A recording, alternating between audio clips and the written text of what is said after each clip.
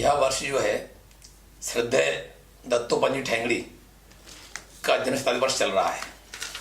इस निमित्त भारतीय किसान संघ मध्य क्षेत्र ने 1 जून माँ गंगा अवतरण दिवस गंगा दशहरे के दिन किसान संघ कार्यकर्ता एवं किसान समाज के प्रत्येक परिवार में श्रद्धेय दत्तोपंत जी ठेंगड़ी के चित्र को अपने परिवार में सम्मान के साथ उचित स्थान पर रखना, माल्यार्पण करना और परिवार के मुखिया द्वारा उसकी भूमिका रखना कार्यक्रम की और भारतीय किसान संघ के श्रद्धेय राष्ट्रीय उपाध्यक्ष सम्मानित प्रभाकर जी केलकर उनके द्वारा श्री दत्तोपंत जी का जीवन, जन्म शताब्दी वर्ष, इसके बारे में जानकारी देते हुए दत्तोपंत जी के जीवन में अपने विचार, जो उनके विचार थे राष्ट्र के बारे में, देश के बारे में, समाज के बारे में, वो समाज के बीच में रखना और स्वदेश स्वावलंबन किस प्रकार दत्तोपंत जी ने देश के स्वावलंबन के लिए स्वदेशी के माध्यम से एक मजबूत राष्ट्र की नींव रखी, विचार रखा, उसको लेकर हम सबको हमारे राष्ट्रीय उपाध्यक्ष श्रद्धेय केलकर जी का मार्गदर्शन प्राप्त होगा। इस अवसर पर माननीय केलकर जी। प्रिय कार्यकर्ता बंधुओं, सादर नमस्कार। यह वर्ष हमारे संस्थापक श्रद्धेय दत्तोपंत ठेंगड़ी जी का जन्म शताब्दी वर्ष है, जिसके कार्यक्रम पिछले 10 नवंबर से शुरू हो चुके हैं और उसका समापन भी आने वाली 10 नवंबर 2020 को होने वाला है। दत्तोपंत जी के कार्यक्रम की शुरुआत हमारे मार्गदर्शक परम पूज्य सत्संग चालक मान्यवर मोहन राव जी भागवत ने की थी। वह एक भव्य गरिमामय कार्यक्रम नागपुर में संपन्न हो चुका है। अब इस कोरोना काल में अपने संस्थापक को स्मरण करना, याद करना, यह हम सबका कर्तव्य है और इसलिए उसी श्रृंखला में यह एक विचार प्रबोधन का कार्यक्रम मध्य क्षेत्र ने तय किया है। उसके अनुसार मैं अपने विचार आपके सामने प्रस्तुत करने जा रहा हूं। श्रद्धेय दत्तोपंत जी का एक वाक्य है, मैं अपने महान राष्ट्र की आधारशिला का एक लघु पाषाण कण बनकर नींव में पड़े रहना ही सदा पसंद करूंगा। आगे वो कहते हैं,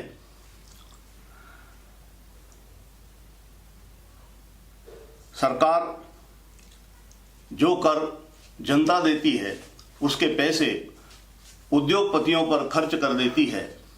हमारी मांग है कि एक बार एक पंचवर्षीय योजना में ये सारा बजट का पैसा खेती पर, किसानी पर, किसानों पर व्यय करे तो देश क्या आर्थिक दृष्टि से कायाकल्प हो सकता है।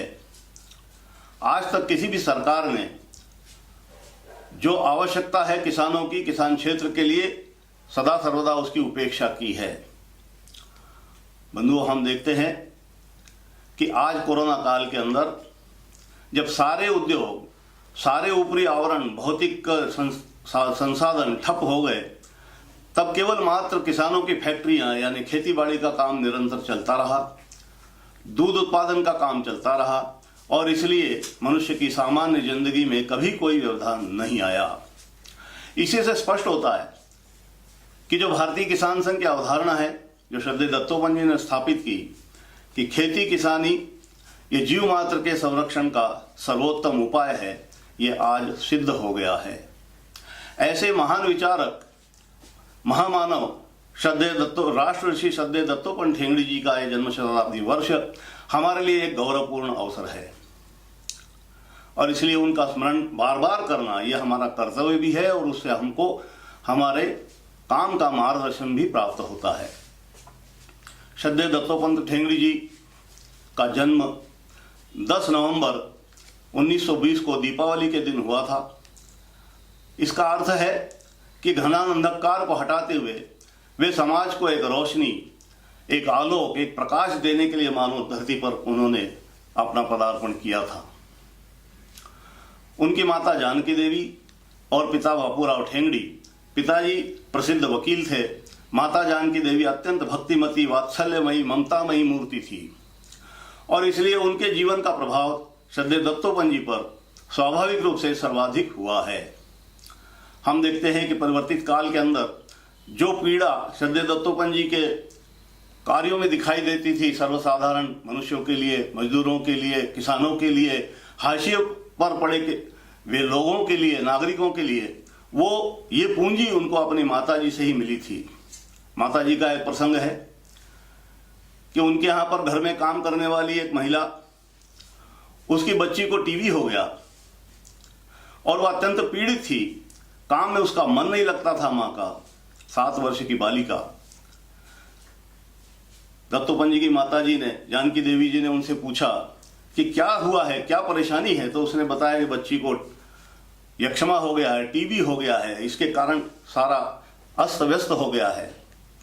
माताजी दत्तात्रेय भगवान की भक्त थी। उन्होंने रात को दत्तात्रेय भगवान की आराधना शुरू की, रात भर मंत्र जाप करती रही और उसका परिणाम यह हुआ कि बच्ची का बुखार उतर गया, उसका यक्ष्मा चला गया, उसका टीबी रोग समाप्त हो गया।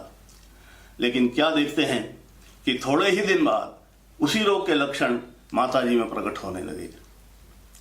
ये जो अपने लोगों के ऊपर अनुकंपा करना, उनकी पीड़ा स्वयं झेलना, उनकी पीड़ा स्वयं उठाना, ये जो अद्भुत गुण माताजी में था, हम देखते हैं कि दत्तोपंत जी के जीवन के अंदर वह गुण पूरा का पूरा उतरता हुआ दिखाई देता है। आगे आने वाले बिंदुओं में इसका और अधिक स्पष्ट उल्लेख होगा और इसलिए दत्तोपंत जी के जीवन पर उनकी माताजी का, श्रद्धेय श्री गुरुजी का, गुरुजी की माताजी का, डॉक्टर अंबेडकर जी का, गांधी जी के अहिंसक आंदोलनों का बहुत प्रभाव होता हुआ दिखाई देता है। दत्तोपंत जी के जीवन को हम 3 भागों में बांटकर देख सकते हैं। पहला है उनका बाल्य जीवन, दूसरा युवा जीवन और तीसरा प्रौढ़ अर्थात मार्गदर्शन वाला जीवन। हम देखेंगे कि तीनों समय में श्रद्धेय दत्तोपंत जी अत्यंत सक्रिय, समाज को दिशा दर्शन देने वाला एक इस प्रकार का व्यक्तित्व उनका उभर के आया कि आज लक्ष लक्ष लोग उनको याद करते हैं, स्मरण करते हैं, उनके प्रति श्रद्धावनत होते हैं।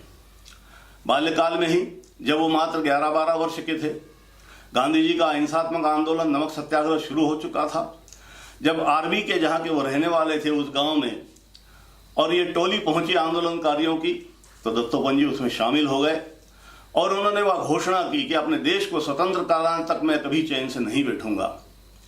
स्वाभाविक घर पर पिताजी बहुत क्रुद्ध और नाराज थे। घर पर आने के बाद उनकी पिटाई होना तय थी, लेकिन यह भी तय था कि दत्तोपंत जी ने कभी आंदोलन से अपना पैर वापस नहीं लिया। अंततः केवल माताजी के समझाने के बाद ही उन्होंने और वो रास्ता थोड़े दिन के लिए बदला और माताजी ने बड़े यत्न पूर्वक राजा भाऊ पालदीकर जी को दत्तोपंत जी को हवाले कर दिया और कहा कि इसको आप शाखा में ले जाइए। तब से श्रद्धेय दत्तोपंत जी राष्ट्रीय स्वयंसेवक संघ के स्वयंसेवक बने और फिर ये नाता कभी नहीं टूटा। ये अखंड नाता उनका जीवन का अंतिम श्वास तक चलता रहा। इसी काल के अंदर उन्होंने और अनेक प्रकार के बालों के लिए, अपने साथ के विद्यार्थियों के लिए काम किए, जिसके अंदर हमको दिखाई देता है कि एक बाल सेना का उन्होंने गठन किया। उसके बाद में आरवी हाई स्कूल झुग्गी झोपड़ी गोवारी संघ की स्थापना की और ऐसे तमाम कार्य करते हुए उन्होंने 1937 में 10वीं की परीक्षा बहुत अच्छे प्रकार से पास की और नागपुर पढ़ने के लिए आ गए। नागपुर में पढ़ाई के समय संयोग से उनकी रहने की व्यवस्था पूजनीय गुरुजी के घर पर हुई और वहां जो उनको प्रशिक्षण मिला वो उनको आजीवन काम आया, ऐसा वो स्वयं कहा करते थे। सन 1942 के अंदर जब उन्होंने BA LLB परीक्षाएं पास कर ली, तब घोषित किया कि मैं आजीवन राष्ट्रीय स्वयंसेवक संघ का प्रचारक बन करके और काम करूंगा। स्वाभाविक उनके पिताजी श्रीमान बापूराव ठेंगड़ी जी को ये दत्तोपंत जी का निर्णय जरा भी पसंद नहीं आया और एक क्रोध के मारे लाल हो गए कि अपना निर्णय स्वयं कैसे कर सकता है, मेरा बेटा है, मैं जो कहूंगा वही उसको करना पड़ेगा। लेकिन पिताजी को भी पूज्य गुरु जी के राष्ट्रीय स्वयंसेवक संघ के अनेक लोगों ने समझाया। उसमें दादा मोहरे साहब का नाम बहुत प्रखरता से आता है और उसके बाद उनकी सहर्ष अनुमति मिली, क्योंकि पूज्य गुरु जी का निर्णय था कि जब तक घर से अनुमति प्रसन्नता से नहीं मिलेगी मैं किसी को प्रचारक घोषित नहीं करूंगा। 1942 में अर्थात उनकी युवावस्था, मात्र 20-22 साल की आयु, और उनको कहा गया कि आप अंग्रेजी जानते हैं इसलिए आपकी नियुक्ति केरल की जाती है। दत्तोपंत जी ने सहर्ष इस निर्णय को स्वीकार किया और केरल के लिए चल पड़े। जब केरल में पहुंचे, अनेक प्रकार के प्रयत्न करने के बाद भी वहां का बुद्धिजीवी वर्ग संघ की शाखा में आने को या उससे जुड़ने को तैयार नहीं था। और अंत में एक दिन उन्होंने उनकी विदाई जैसा कार्यक्रम करते हुए कहा, दत्तोपंत आपको नागपुर वापस चले जाना चाहिए।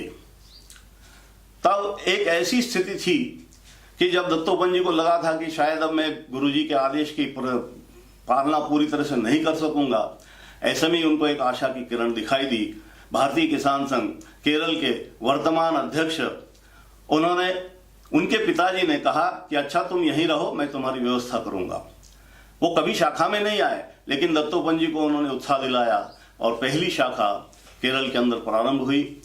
केरल से तत्काल बाद उनको बंगाल भेजा गया। बंगाल का विपरीत मौसम उनको सहन नहीं हुआ तो कुछ अस्वस्थ हुए और फिर नागपुर आए। हम देखते हैं कि नागपुर में विद्यार्थी परिषद की स्थापना में उन्होंने बहुत महत्वपूर्ण भूमिका निभाई और उसके बाद में भारतीय जनसंघ, और फिर 1955 में मात्र स्वयं की जब 32-35 वर्ष की आयु थी, उस समय भारतीय मजदूर संघ केवल देश का ही नहीं तो विश्व का सबसे बड़ा और मजदूर आंदोलन या श्रमिक संगठन खड़ा कर दिया। ये उनकी अद्भुत प्रतिभा का परिचय हमको यहाँ से मिलना प्रारंभ होता है। राष्ट्रीय स्वयंसेवक संघ की प्रेरणा से जो अनेकानेक संगठन चले, उसमें से 7-8 संगठनों की स्थापना हमारे दत्तोपंत जी ने की है। अनेकों संगठन, लगभग 30-40 संगठनों का सैद्धांतिक तत्व निरूपण, उनके लिए अपने सैद्धांतिक विचारों का प्रबोधन श्रद्धेय दत्तोपंत जी ने किया है। दत्तोपंत जी के द्वारा जो स्थापित किए गए संगठन बाद में, उसके अंदर हम प्रमुख रूप से देखते हैं कि भारतीय मजदूर संघ, भारतीय किसान संघ, स्वदेशी जागरण मंच, सर्वपंथ समादर मंच, इस प्रकार के अनेक संगठन उनके द्वारा स्थापित किए गए और अनेकानेक संगठनों को मार्गदर्शन किया गया। अपने जीवन में इतनी व्यस्तता होते हुए भी उन्होंने कार्यकर्ताओं की सदैव चिंता की, अनेकानेक पुस्तकें लिखी। आप आश्चर्य करेंगे कि 30 से 35 देशों की यात्रा करने के बाद भी उन्होंने लगभग 35 पुस्तकें हिंदी में, 10 किताबें मराठी में, 10 किताबें अंग्रेजी में और लगभग 12 किताबों की प्रस्तावना जो एक पुस्तक के आकार की ही थी, ऐसी लगभग 60 के करीब पुस्तकें लिखी हैं। उनका प्रभुत्व अनेक भाषाओं के ऊपर था। अंग्रेजी, हिंदी, मराठी, मलयालम, बंगाली और संस्कृत, ऐसी सब भाषाएं वो बड़ी सहजता से बोला करते थे। इसलिए ऐसे महामानव का हमारा मार्गदर्शक बनना, हमारे भारतीय किसान संघ की स्थापना करना अपने आप में एक अद्वितीय इस प्रकार का काम हमको दिखाई देता है। बंधुओं, पूत के पांव पालने में दिखाई देते हैं। जब उनकी इस प्रकार की प्रतिभा दिखाई दी, तब उनको ये कहा गया कि आप भारतीय किसान संघ के स्थापना के बहुत पहले ये कहा गया कि आप भारतीय जनसंघ के और संगठन मंत्री बन के थोड़ा अनुभव प्राप्त करिए। और इस प्रकार से भारतीय मजदूर किसान संघ के, भारतीय मजदूर संघ के और उसके पहले भारतीय जनसंघ के वो संगठन मंत्री रहे। उसी समय ये ध्यान में आया कि मजदूर क्षेत्र के अंदर कम्युनिस्ट साम्यवादी विचारधारा का बहुत प्रबल प्रभाव है। तब पूजनीय गुरुजी को लगा कि श्रमिक क्षेत्र दिशाहीन अथवा साम्यवादी प्रभाव में आ रहा है, तो उसमें राष्ट्रवादी विचारों का या देशभक्ति के विचारों का समावेश होना अत्यंत आवश्यक है। इसलिए उन्होंने दत्तोपंत जी को कहा कि आपको मजदूर क्षेत्र में काम करना है। दत्तोपंत जी ने कहा कि मजदूर क्षेत्र में काम करना है तो उसका अनुभव हमको पहले लेना चाहिए, और इसलिए वो सारे दायित्वों से मुक्त होकर के उन्होंने इंटक को ज्वाइन किया और उसके अनुसार वहाँ काम करने लगे। वहाँ संगठन मंत्री बने, लगभग 2-2.5 वर्षों तक वहाँ काम किया। और एक पहला धमाका वहाँ पर उन्होंने किया कि जो साम्यवादी कहते थे कि दुनिया के मजदूरों एक हो, और उन्होंने अपने काम के द्वारा सिद्ध करके दिखा दिया कि मजदूरों दुनिया को एक करो। अर्थात ये नारा उन्होंने 1985 में चीन के अंदर जाकर के दिया था। जब किसी ट्रेड यूनियन का चुनाव होता तब दत्तोपंत जी के सारे संगठन सूत्र संभालने को देख करके सब लोग आश्चर्यचकित हो जाते थे। ऐसे समय में मुंबई की एक ट्रेड यूनियन का चुनाव होना था। उस समय के साम्यवादी सबसे बड़े समाजवादी नेता गोरे थे। उन्होंने दत्तोपंत जी को कहा कि आपको अध्यक्ष का जिला उस ट्रेड यूनियन के अध्यक्ष का चुनाव लड़ना चाहिए। सबकी सम्मति देखकर उन्होंने इसको स्वीकार किया। सामने कोई प्रखर साम्यवादी नेता ही था, लेकिन दत्तोपंत जी के मिलनसारिता के स्वभाव के कारण और उनको सहज जीत प्राप्त हुई। दूसरे दिन जब अपनी कार्यकारिणी उनको घोषित करना थी तो उन्होंने सबको आश्चर्यचकित कर दिया। स्वयं गोरे जी ने उनको और सीने से लगा लिया कि बोले हम तो इस प्रकार की कल्पना भी नहीं कर सकते थे। हुआ ये था कि दत्तोपंत जी ने जब अपनी कार्यकारिणी घोषित की तो सबसे पहले अपना महामंत्री जो सामने जिला अध्यक्ष के लिए या ट्रेड यूनियन अध्यक्ष के लिए चुनाव लड़े थे उनको ही अपना महामंत्री घोषित किया। यही सबसे बड़ी आश्चर्य की बात थी। आज के राजनीतिक जीवन में, आज के सामाजिक जीवन में हम देखते हैं कि जो सामने चुनाव लड़ता है उसको नेस्त नाबूद करने की कोशिश की जाती है, लेकिन दत्तोपंत जी ने यह उदाहरण प्रस्तुत किया कि हम सब साथ हैं, एक साथ मिलकर के लड़ेंगे, एक साथ मिलकर के काम करेंगे तो विजय हमारी निश्चित होगी। आगे के उनके जीवन के अंदर और ये सिद्धांत हमको जगह जगह उनके द्वारा व्यवहारिक चरितार्थ होता हुआ दिखाई देता है। और इसलिए वो हमेशा वयम पंचाधिकम शतम करके जो महाभारत का प्रसिद्ध वाक्य है कि यदि कौरव और पांडव मिलकर के 105 अलग अलग होते हैं, 100 या 5 अलग होते हैं, लेकिन यदि किसी के ऊपर भी, कौरव पर भी कोई संकट आता है तो हम केवल कौरव 100 नहीं है, हम सब मिलकर के 105 हैं। उनकी इसी भावना के कारण और उनको समाज के अंदर निरंतर और एक अनोखा स्थान प्राप्त होता गया। जब उन्होंने भारतीय मजदूर संघ की स्थापना की तो उस समय चाहे जो मजबूरी हो, मांग हमारी पूरी हो, इस प्रकार का नारा लगता था। उन्होंने भारतीय मजदूर संघ के माध्यम से सारे विश्व के मजदूरों को एक नई दृष्टि दी और कहा कि देश का औद्योगिकरण, उद्योगों का राष्ट्रीयकरण और राष्ट्र का श्रमिकीकरण होना चाहिए। इस प्रकार की एक अद्भुत घोषणा की जिसकी चीन जैसी साम्यवादी सरकार ने भी भूरी भूरी प्रशंसा की है। इस प्रकार से नए नए कीर्तिमान स्थापन करते हुए जब इस प्रकार की उनकी प्रतिभा देखी गई तो उन्हें 12 वर्षों के लिए पूजनीय गुरुजी ने राज्यसभा के सदस्य के रूप में मनोनीत करवाने का प्रयत्न किया और उसमें वो सफल हुए। इस 12 वर्षों के काल में उन्होंने संपूर्ण लोकतांत्रिक पद्धति का, राज्यसभा का गहन अध्ययन किया और इसी समय भगवान विश्वकर्मा यही सर्वश्रेष्ठ मजदूरों के नेता हैं, सबसे पहले और शिल्पी हैं। इस प्रकार की स्थापना करते हुए संपूर्ण संसद से विश्वकर्मा दिवस यानी विश्वकर्मा जयंती जो आज भारतीय मजदूर संघ के द्वारा 17 सितंबर को मनाई जाती है, संपूर्ण देश के सभी उद्योगों के अंदर ये स्थापना हो चुकी है, मान्यता हो चुकी है। अब 1 मई मजदूर दिवस को लगभग लोग, कारखाने के लोग भूल चुके हैं।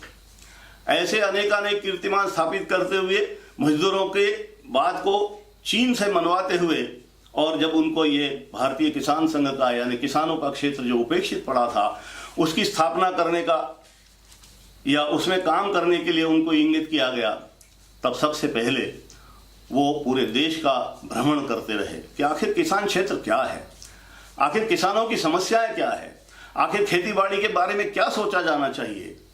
हम देखते हैं कि अनेक वर्षों तक राष्ट्रीय स्वयंसेवक संघ के अंदर ये विचार यानी मजदूर किसान क्षेत्र में काम होना चाहिए, ये 1967 से पहली बार यानी बाला साहेब देवरा जी के माध्यम से आया था। 1973 में फिर विचार आया और उसके बाद में फिर आपातकाल की घोषणा हुई, लेकिन श्रद्धेय दत्तोपंत ठेंगड़ी इसका शोध लगातार करते रहे और एक 12 वर्षों की तपस्या के बाद में, 12 वर्षों की खोज के बाद में हम देखते हैं कि 1979 4 मार्च 1979 को भारतीय किसान संघ की स्थापना श्रद्धेय दत्तोपंत जी के द्वारा कोटा में हजारों किसानों के सामने अपनी भावनाएं प्रकट करते हुए की गई। वास्तव में किसान इतिहास के अंदर यह दिन यानी 4 मार्च एक स्वर्ण अक्षरों में लिखा जाने वाला दिन है। उस दिन भारतीय किसान संघ की परिभाषा भी वहां पर घोषित की। श्रद्धेय दत्तोपंत जी ने कहा कि किसानों के लिए, किसानों के द्वारा चलाया जाने वाला गैर राजनीतिक संगठन यानी भारतीय किसान संघ है। आज तक जो किसानों के बीच में काम करने वाले नेता या लोग थे, वे केवल जिनके पास जमीन है उनको ही किसान मानते थे।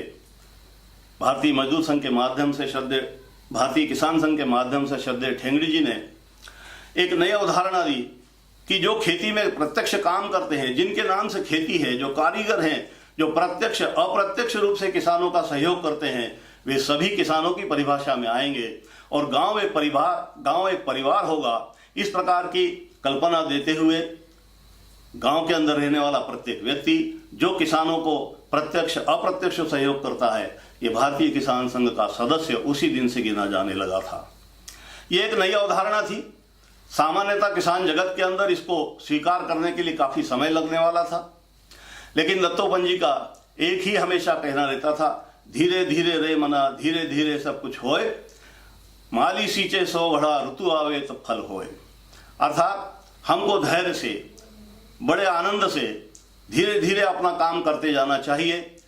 जिस दिन फसल या बीज बोई उसी दिन दूसरे दिन उसका फल मिल जाएगा, ये कल्पना जैसे किसान कभी नहीं करता है, वैसे ही संगठन का ये जो छोटा सा पौधा है, इसको वटवृक्ष बनने में समय लगेगा। हमको तब तक धैर्य के साथ में और शांति के साथ में, लगन के साथ में अपना काम करते जाना होगा।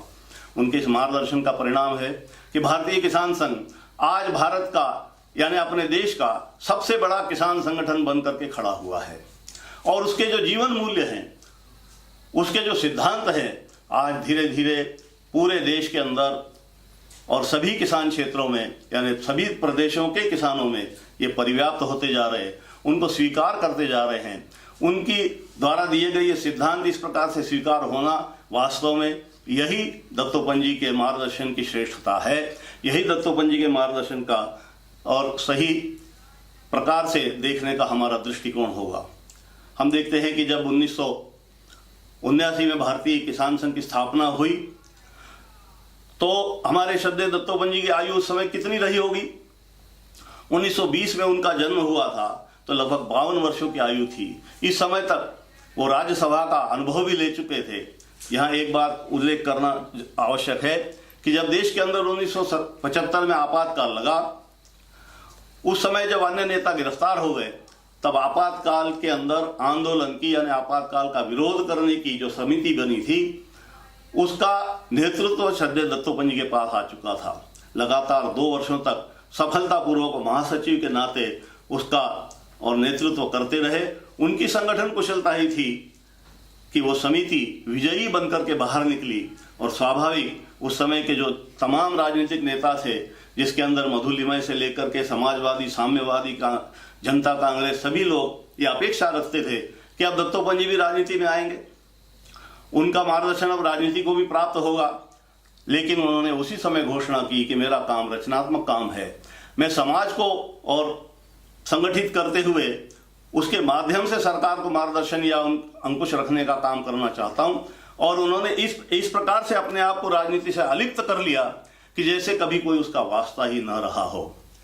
ये जो उनका एक निरपेक्ष भाव था, जैसे कृष्ण ने कहा कि सब कुछ करते हुए भी हम कहीं भी लिप्त न हो, हमको दिखाई देता है कि भगवान कृष्ण के इस बात को उन्होंने अपने जीवन के अंदर और उतारा था। उसकी स्पष्टता हमको दिखाई देती है।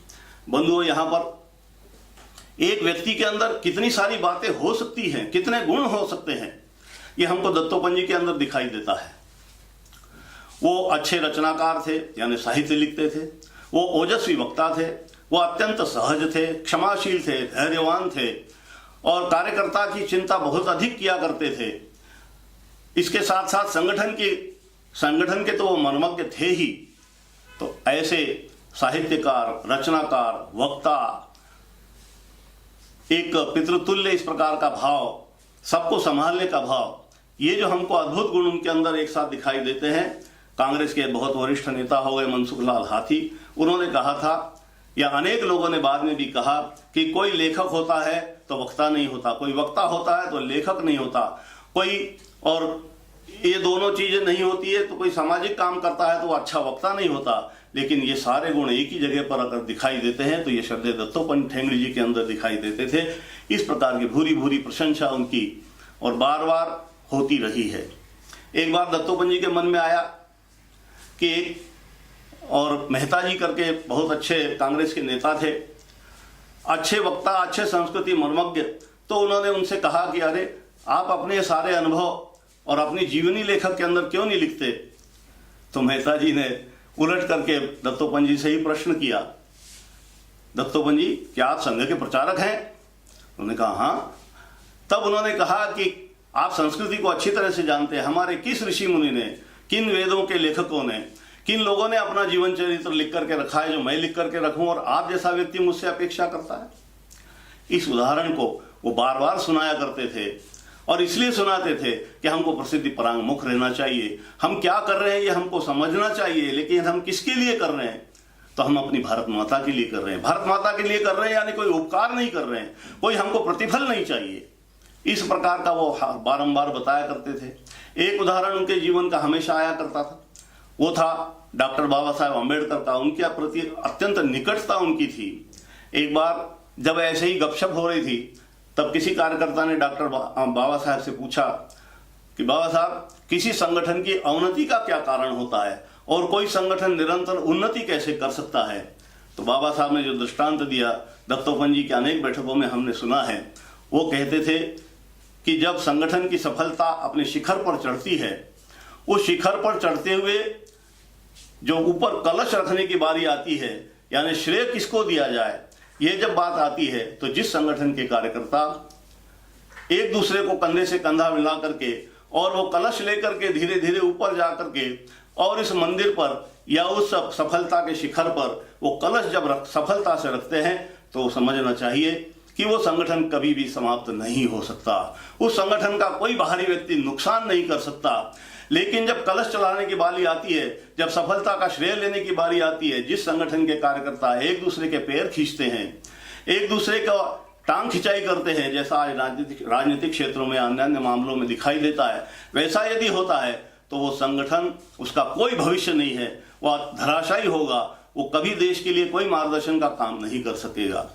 भारतीय किसान संघ के कार्यकर्ता के नाते हमको ये बात ध्यान रखना चाहिए कि हमने भारतीय किसान संघ का काम इसलिए स्वीकार किया है, हमने देश का काम इसलिए स्वीकार किया है कि हमारा देश दुनिया के अंदर सिरमौर बने, उसकी जय जयकार हो, भारत माता की जय जयकार जैसे आज से सैकड़ों वर्षों पूर्व सारे विश्व के हर देश के अंदर थी, क्योंकि हमारे संस्कृति के चिन्ह वहां मिलते हैं।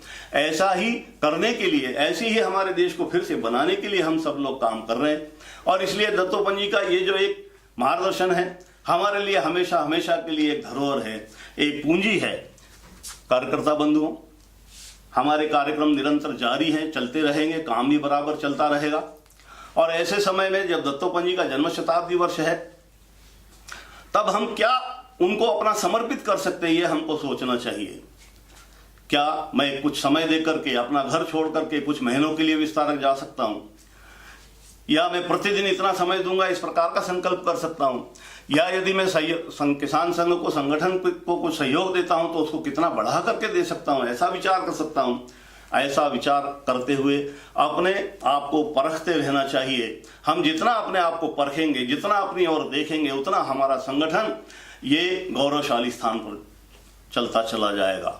बंधुओं, उनके जीवन के बारे में बहुत अधिक बोलने का कोई ये समय नहीं है, लेकिन 3 दिशाओं में उन्होंने जो काम किया उसका उल्लेख करके हम आगे बढ़ेंगे। जब वो श्रमिक क्षेत्र के अंदर काम कर रहे थे, तब उस समय हमारे देश के सभी विद्वान पश्चिम की तरफ देखा करते थे। ऐसे समय में उन्होंने तीसरा पर्याय नाम की एक पुस्तक लिखी, जिसका अर्थ था कि भारत ही सारे विश्व को सच्चा मार्गदर्शन दे सकता है, और भारत के मार्गदर्शन में अगर विश्व चलेगा तो विश्व में शांति रहेगी।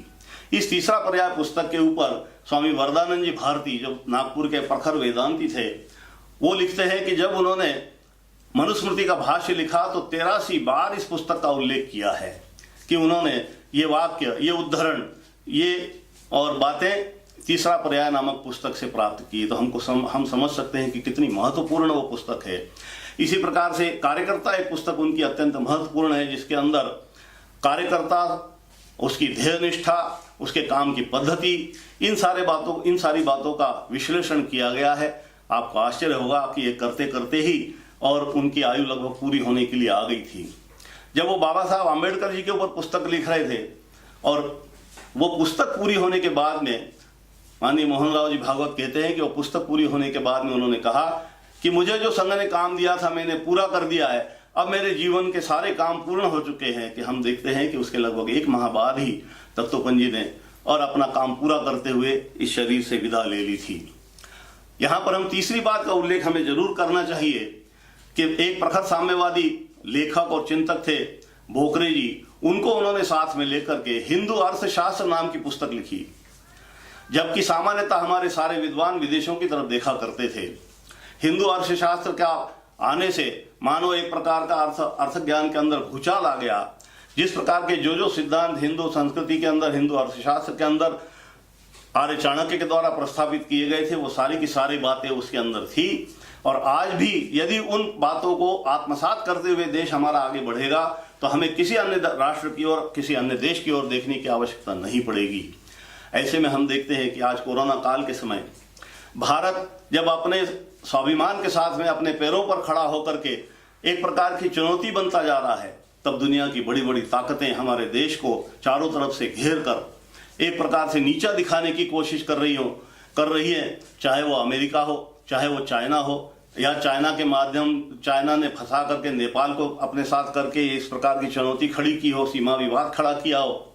ऐसे समय में हमारे समस्त देशवासियों से मैं एक अपील करना चाहता हूं, बंधुओं, किसी भी देश को कोई सरकार नहीं बना सकती, कोई सरकार किसी भी देश का नाम बहुत ऊपर रोशन नहीं कर ले जा सकती जब तक उसके अंदर देश की जनता का सहभाग ना हो। हमारी ये पक्की धारणा है कि देश की जनता जागरूक होगी, संगठित होगी, अपने अधिकारों के प्रति, अपने कर्तव्य के प्रति सजग होगी, तो उस देश को कोई लूट नहीं सकता। आज हमको दिखाई देता है कि चीन ने इस महामारी को इसीलिए फैलाया कि सारे विश्व के अंदर अपना पंजा वो गड़ा सके। ऐसे समय में चीन के ऊपर अविश्वास करके वहां की सारी कंपनियां अपने देश के अंदर आना चाहती हैं। तो मैं यहाँ दत्तोपंत जी का एक बहुत वाक्य सबको बताना चाहता हूं। वो कहते थे कि हमको पश्चिमीकरण के बिना आधुनिकीकरण की तरफ जाना चाहिए। अर्थात पश्चिम से कोई अच्छा विचार, कोई अच्छी टेक्नोलॉजी आती है तो उसे हम अपनी कसौटी पर परखें, उतारें और फिर स्वीकार करें। पश्चिम का है इसलिए अच्छा है, यह धारणा ठीक नहीं है। हमारे यहाँ पर दुर्भाग्यवश यही धारणा अनेक वर्षों तक चलती आई है, जिसके अंदर अब धीरे धीरे परिवर्तन हो रहा है। कल ही और जो हमारे अरुणाचल के प्रसिद्ध विद्वान हैं, उन्होंने कहा कि यदि चीन को हमें मात देना है तो सरकार नहीं, जनता को संकल्प करना पड़ेगा कि हम चीनी सामानों का उपयोग नहीं करेंगे।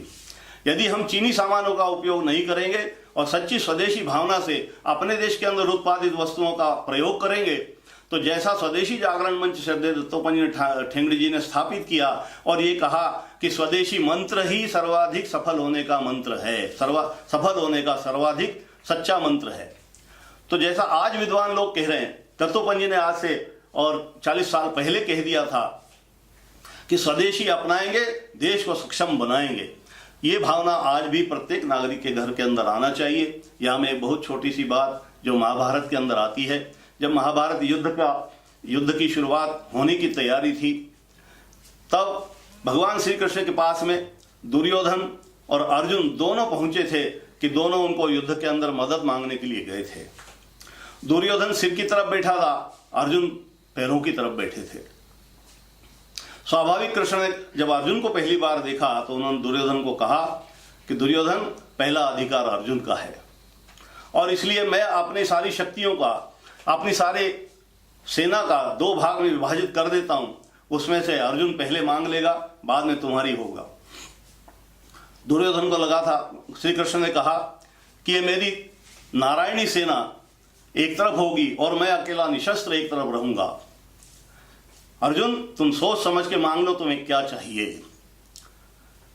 अर्जुन ने पहले तो दुर्योधन सोचता रहा कि इसने अगर नारायणी सेना मांग ली तो इस निशस्त्र कृष्ण को लेकर के मैं क्या करूंगा, लेकिन उसे बहुत आश्चर्य हुआ जब अर्जुन ने और नारायणी सेना की तरफ उपेक्षा करके भगवान कृष्ण को अपनी तरफ मांग लिया। दुर्योधन अपने आप में प्रसन्न हुआ। मैं इस उदाहरण को इसलिए बता रहा हूं कि हमको विदेशों का सहूलियत वाला सामान नहीं चाहिए। हम दुर्योधन नहीं है, हम धर्म पर चलने वाले अर्जुन है, जो कृष्ण को चाहते हैं, भारत माता को चाहते हैं। उसकी सेवा का संकल्प हमारा है। जितना हम स्वदेशी अपनाएंगे उतना भारत माता को अपनाएंगे। देश का प्रत्येक नागरिक ये संकल्प करे और इस समय के अंदर, इस कठिन समय के अंदर जब शक्तियां हमारी तरफ देख रही हैं, तब उनको स्वागत करने की तैयारी करें और हमारा स्वदेशी के आधार के ऊपर आत्मनिर्भर, स्वावलंबी, सक्षम भारत बनाकर खड़े करें। दत्तोपंत जी की जन्म शताब्दी के समय में इस संकल्प को साकार करने का ये उत्तम अवसर भगवान ने हमको दिया है।